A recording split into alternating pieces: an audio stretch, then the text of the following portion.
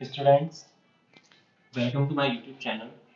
In the previous videos of business studies, we have completed chapter 1 of business studies, nature and significance of management.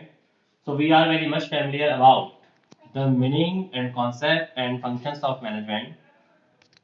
In the present unit, principles of management, we will learn the principles which are used by managers to apply functions of management in business organization. This chapter contains 5 to 6 marks जो आपकी पहली 3 unit है first second third 16 marks की हैं। तो इसमें से कई बार आपके 3 मार्क्स का एक क्वेश्चन आता है या कई बार 4 मार्क्स का एक क्वेश्चन आ गया, उसके साथ 2 क्वेश्चंस आ गए 1 मार्क्स के। In that way the questions come from this chapter. Now let's start. Principle of management. Principles of management क्या है? Principles of management are general guidelines for decision making and behavior of managers in different situations of business. यानी कि principles of management आपकी ऐसी guidelines हैं जो कि जो है एक मैनेजर को डिसीजन मेकिंग में हेल्प करती हैं और साथ साथ अलग अलग बिजनेस सिचुएशंस में कैसा बिहेव करना है उसके बारे में इंफॉर्मेशन देती हैं। So these are the general guidelines for decision making and behavior of managers. Very simple, clear to everyone. ध्यान रखिएगा, जनरल गाइडलाइंस है जो आपको ये बताती है किसी मैनेजर को कि एक पर्टिकुलर सिचुएशन में डिसीजन कैसे लेना है। अब आते हैं इसके फीचर्स पर कि क्या फीचर्स है प्रिंसिपल्स ऑफ मैनेजमेंट के। First of all general guidelines, जो भी आपको बताया गया कि these are general guidelines as they do not provide any readymade solution of any problem. ये जनरल गाइडलाइंस हैं लेकिन ये किसी भी प्रॉब्लम का रेडीमेड सॉल्यूशन प्रोवाइड नहीं करती हैं।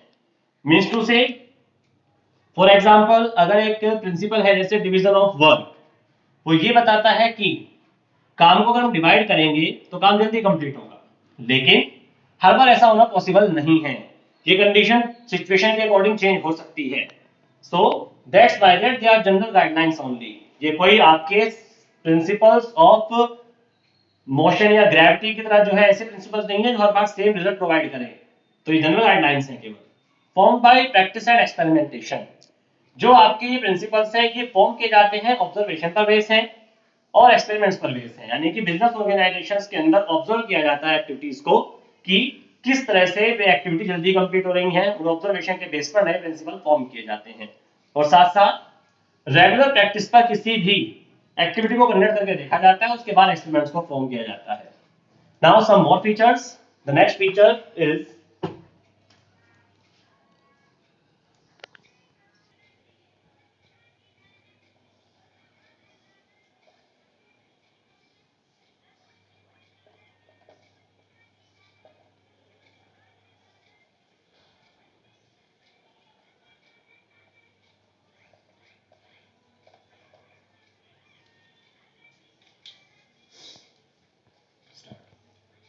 yes, the next feature is flexible.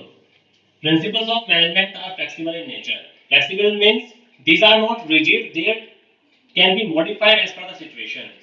यानी कि जो आपके प्रिंसिपल्स ऑफ मैनेजमेंट है वो रिजिड नहीं है, कोई फिक्स्ड गाइडलाइंस नहीं है। दे कैन बी चेंज, इनको चेंज कर सकते हैं। इनमें जो है इनके नंबर ऑफ जो प्रिंसिपल्स है वो भी कम ज्यादा एक मैनेजर कर सकता है। जरूरी नहीं है कि अगर 14 प्रिंसिपल्स हैं तो 14 के 14 ही अप्लाई करने हैं। ये बिजनेस की सिचुएशंस के अकॉर्डिंग कम भी हो सकते हैं, ज्यादा भी हो सकते हैं, और इनको अप्लाई करने का तरीका भी अलग अलग हो सकता है। तो ये कोई फिक्स या रिजिड नहीं है, दीज आर फ्लेक्सिबल, और फ्लेक्सिबिलिटी की वजह से ये इजीली जो है एप्लीकेबल हो जाते हैं। उसके बाद है universally applicable. Universally applicable means कि हर जगह एप्लीकेबल है, तो चाहे आपका सभी ऑर्गेनाइजेशन में एप्लीकेबल होते हैं, चाहे आपका पब्लिक सेक्टर हो, प्राइवेट सेक्टर हो, स्कूल्स हो, हॉस्पिटल्स हो, ऑर्फनेज हो, नॉट फॉर प्रॉफिट ऑर्गेनाइजेशन हो, सभी में जो प्रिंसिपल्स ऑफ मैनेजमेंट है इक्वली एप्लीकेबल हो जाते हैं। But their results can be different in organisations, लेकिन इनके रिजल्ट अलग अलग हो सकते हैं, बट एप्लीकेबिलिटी सभी ऑर्गेनाइजेशन में इजीली एप्लीकेबल हो जाती है। इसके बाद बात करते हैं contingent. Contingent means contingent liability आपने पढ़ी भी है अकाउंटेंसी में क्लास 11th में, जो डिपेंड करती है किसी सिचुएशन के ऊपर। तो सेम यही है यहाँ पर भी कि जो प्रिंसिपल्स ऑफ मैनेजमेंट है उनके रिजल्ट सिचुएशंस के ऊपर डिपेंड करते हैं। जैसे एग्जांपल ले सकते हैं, फॉर एग्जांपल एक प्रिंसिपल है ऑर्डर, उसमें कहा गया है कि जो फिजिकल और ह्यूमन रिसोर्स है उसका जो सीक्वेंस है वो आपका फिक्स होना चाहिए, यानी कि फिजिकल रिसोर्स और ह्यूमन रिसोर्स के अलग अलग प्लेस होना चाहिए। तो ऑर्गेनाइजेशन ज्यादा बेहतर तरह से इंप्रूव करती है। लेकिन हर बार ऐसा नहीं होता। अगर सिचुएशंस चेंज होंगी, ह्यूमन रिसोर्स एफिशिएंटली वर्क नहीं करेगा तो रिजल्ट इसका पॉजिटिव नहीं आएगा। तो सिचुएशन के अकॉर्डिंग कॉन्टिंजेंट ये प्रिंसिपल रहते हैं, सिचुएशन के अकॉर्डिंग चेंज हो जाते हैं। इनके जो रिजल्ट्स है वो ऑर्गेनाइजेशन डिफरेंट हो सकते हैं। इसके बाद जो हमारा नेक्स्ट फीचर है that is behavioural in nature. Principles of management जो है आपके बिहेवियर की स्टडी करते हैं, यानी कि ह्यूमन बीइंग अलग अलग सिचुएशन में कैसा बिहेव करता है, इसी की स्टडी करते हैं आपके principles of management. So these are related to human behaviour, human nature. They explain human behaviour in different situations कि एम्प्लॉइज मैनेजर्स जो है अलग अलग सिचुएशन में कैसा बिहेव करेंगे, उसी की स्टडी करके ही इन प्रिंसिपल्स को फॉर्म किया गया है। So they are psychological in nature. तो ये साइकोलॉजिकल है नेचर में, बिहेवियरल है, ह्यूमन बिहेवियर की स्टडी करते हैं। So these are the main feature. After that, cause and effect relationship means ये प्रिंसिपल आपकी cause और effect relationship को एस्टेब्लिश करते हैं, बताते हैं कि अगर एक प्रिंसिपल को हम एप्लीकेबल करेंगे तो उसका रिजल्ट क्या हमारे सामने आएगा। तो एक पर्टिकुलर प्रिंसिपल को अप्लाई करने पर क्या इफेक्ट उसका ऑर्गेनाइजेशन पर होगा, that is also informed by principles of management. The next topic is importance of management, but before understanding importance of management, firstly we will understand about principles of management.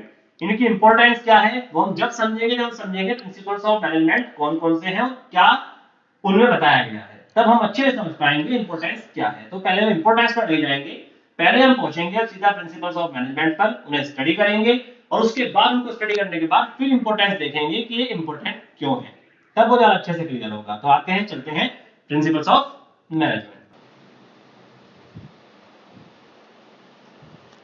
Yes, students, let's come to principles of management given by Henry Fayol. सबसे पहले हम study करेंगे Henry Fayol के principles के बारे में। चलिए जानते हैं थोड़ा सा हेनरी फेयोल के बारे में। Henry Fayol was born in 1841 in France. France में इनका जन्म हुआ था 1841 में, 1925 तक रहे हैं ये। और he was a managing director in a coal steel company in 1888. When he joined the company was about to bankrupt. यानी कि जब उन्होंने कंपनी को ज्वाइन किया था तो कंपनी बैंकरप्ट होने वाली थी, बिल्कुल जो है खत्म होने पर थी। लेकिन उनकी मैनेजिंग एफिशिएंसी और इफेक्टिवनेस से कंपनी जो है विद इन जस्ट 4 इयर्स अपनी जो एफिशिएंसी को अचीव कर सकी और पीक पर पहुंच गई।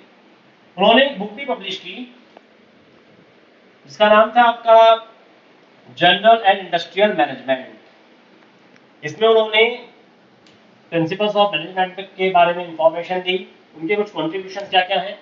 उन्होंने सबसे पहले क्लासिफाई किया था एक्टिविटीज इन इंडस्ट्रीज की, अलग अलग एक्टिविटीज होती है, टेक्निकल एक्टिविटी अलग है, मार्केटिंग एक्टिविटी अलग है, फाइनेंस अलग है, ह्यूमन रिसोर्स अलग है। सबसे पहले इंडस्ट्री के अंदर एक्टिविटी को क्लासिफाई करने वाले फर्स्ट पर्सन थे Henri Fayol. And first to identify functions of management, जो फंक्शंस ऑफ मैनेजमेंट मैंने आपको चैप्टर नंबर फर्स्ट में बताए थे, planning, organising, staffing, managing, controlling, उसको भी सबसे पहले आइडेंटिफाई किया था हेनरी फेयोल ने।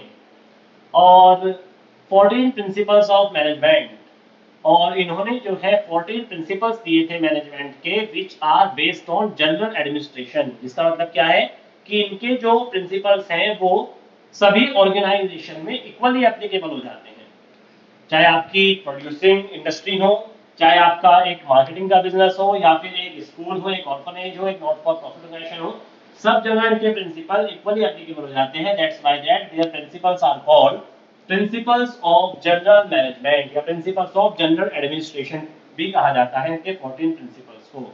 आइए अब स्टडी करते हैं धीरे धीरे इनके 14 प्रिंसिपल्स को, कौन कौन से इनके 14 प्रिंसिपल्स हैं और क्या क्या उसके बारे में बताया गया है। Let's start 14। The first principle is division of work.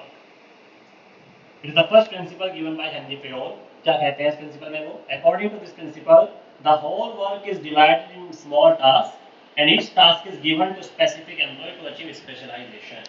यानी कि इस प्रिंसिपल में हेनरी फेयोल ने ये बताया है कि आपके पास जितना भी काम होता है, जितना भी नेशनल वर्क है, उसको स्मॉल स्मॉल टास्क में डिवाइड करिए और हर एक टास्क को एक स्पेसिफिक पर्सन को अलॉट कर दीजिए ताकि स्पेशलाइजेशन अचीव हो और वर्क जो है जल्दी कंप्लीट हो सके।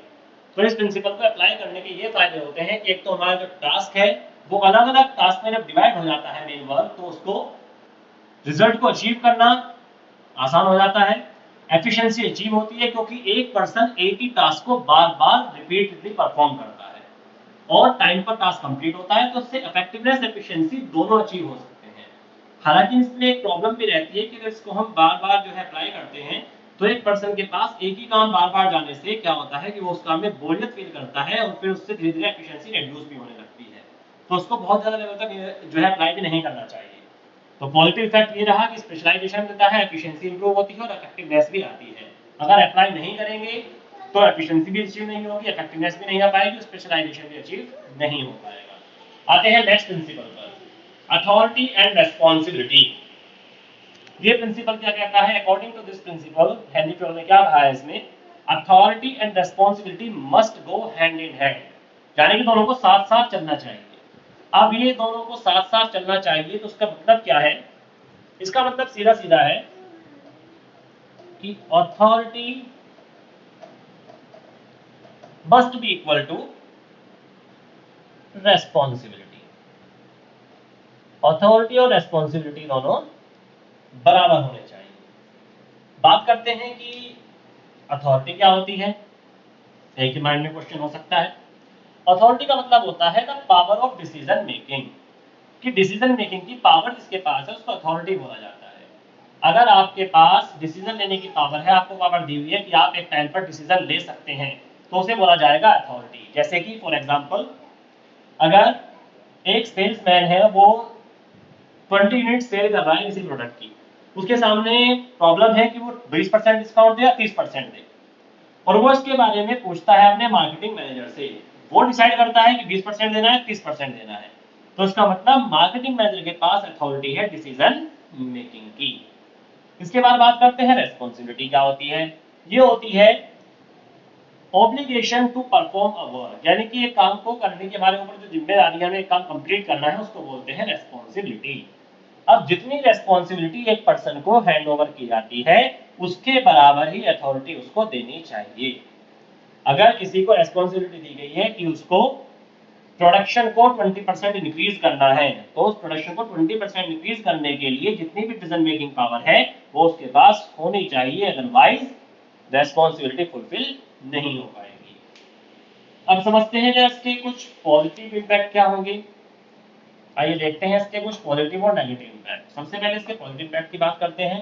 तो पॉजिटिव इंपैक्ट जो होगा, आपके अथॉरिटी और रिस्पॉन्सिबिलिटी अगर दोनों बराबर रहेंगे तो उस केस में किसी तरह का डिस्प्यूट नहीं होगा, किसी तरह के कॉन्फ्लिक्ट्स नहीं होंगे और ऑर्गेनाइजेशन के टास्क टाइम पर कंप्लीट होंगे। अगर बराबर नहीं है तो दो सिचुएशन सामने आएंगी। आइए देखते हैं वो क्या क्या सिचुएशन होंगी। So if authority is not equal to responsibility, ये प्रिंसिपल हेनरी फ्योल ने तो कहा कि दोनों बराबर होने चाहिए, हमने आपको बताया दोनों बराबर होंगे तो क्या क्या फायदे होंगे। अब बात करते हैं, कई बार ऐसा हो सकता है दोनों बराबर ना हो तो क्या क्या नेगेटिव पॉइंट्स ऑर्गेनाइजेशन को देखने पड़ सकते हैं। If authority is more than responsibility, यानी कि किसी पर्सन को रेस्पॉन्सिबिलिटी जो दी गई है उससे ज्यादा अथॉरिटी दे दी जाए। Suppose that if a marketing manager is given the authority of providing credit period of 60 days, अगर 60 डेज का उसको क्रेडिट पीरियड देने की परमिशन मिली है, अथॉरिटी मिली है कि आपको जो क्रेडिट पीरियड है वो आप 60 डेज का दे सकते हैं, और उसके ऊपर रेस्पॉन्सिबिलिटी है कि उसको जो सेल है वो केवल 10% इंक्रीज करनी है और एक एरिया में इंक्रीज करनी है। तो अब क्या होगा कि उस एरिया में अगर कस्टमर्स आराम से जो है पेमेंट करने को तैयार हैं और उसके बाद भी वो किसी कस्टमर को 60 डेज की अथॉरिटी दे रहा है, तो उसका मतलब क्या कर रहा है, वो अपनी अथॉरिटी का मिसयूज कर रहा है। तो कई बार क्या होता है कि जब आपके पास अथॉरिटी ज्यादा होगी और रेस्पॉन्सिबिलिटी उसके बराबर होगी नहीं, तो आप उस अथॉरिटी का मिसयूज करेंगे, उसको गलत तरह से यूज करेंगे, जिसका नेगेटिव इम्पैक्ट कई बार पूरी ऑर्गेनाइजेशन पर हो सकता है। और अगर रेस्पॉन्सिबिलिटी ज्यादा है, अथॉरिटी है नहीं, फॉर एग्जाम्पल एक फॉरमैन से आपको याद आया होगा कि जो फॉरमैन होता है लो लेवल पर होता है। एक फॉरमैन है, उसको जो है टास्क मिलता है कि इसको 100 यूनिट्स कंप्लीट करनी है, 100 यूनिट्स का प्रोडक्शन करना है, वर्कर से करवाना है, लेकिन उसको अथॉरिटी नहीं मिली। किस चीज की नहीं मिली? To take tools from tool box. उसको जो है टूल बॉक्स से परमिशन नहीं थी कि वो कोई भी टूल्स को ले सके, अथॉरिटी सी की नहीं थी। तो क्या होगा? क्या 100 यूनिट्स का प्रोडक्शन होगा? बिल्कुल नहीं होगा। यदि उसके पास टूल्स की परमिशन नहीं है, तो उसको यूज ही नहीं कर पाएगा, उसकी अथॉरिटी नहीं है टूल्स को यूज करने की, तो कहां से प्रोडक्शन करेगा? तो उस केस में क्या होगा? Difficult to fulfil responsibility fulfil करना डिफिकल्ट हो जाएगा। बार बार जाके ये फॉर्मेट प्रोडक्शन मैनेजर से पूछेगा कि ये टूल्स निकालने हैं नहीं निकालने हैं, निकालने हैं नहीं निकालने से टाइम भी वेस्ट होगा और प्रोडक्शन में प्रॉब्लम आएगी। तो क्या होगा? रिस्पॉन्सिबिलिटी पूरी नहीं हो पाएगी। That's why that authority must be equal to responsibility to fulfil the task of organisation. दोनों बराबर होने चाहिए, ध्यान रखिएगा, दोनों अगर बराबर हैं तो that means organisation is getting success, otherwise problem बनी रहती है। So we can say if the responsibility is provided to an employee, equal authority must be hand over to that employee. और इसमें एक और वर्ड होता है अकाउंटेबिलिटी, जो हम आगे आने वाले टाइम में डिस्कस करेंगे अकाउंटेबिलिटी क्या होती है, अभी उसको सस्पेंस में रखते हैं। तो ये दो प्रिंसिपल आपको आज बताए हैं, बाकी जो प्रिंसिपल्स ऑफ मैनेजमेंट है वो हम नेक्स्ट वीडियो में डिस्कस करेंगे। जहां तक के प्रिंसिपल्स को अच्छे से समझिए, इनके फीचर्स को अच्छे से नोट करिए, इनको अच्छे से लर्न करिए और जो आपका फर्स्ट चैप्टर है उसमें जितना भी आपका वर्क है उसको कंप्लीट कर लीजिए। Thank you.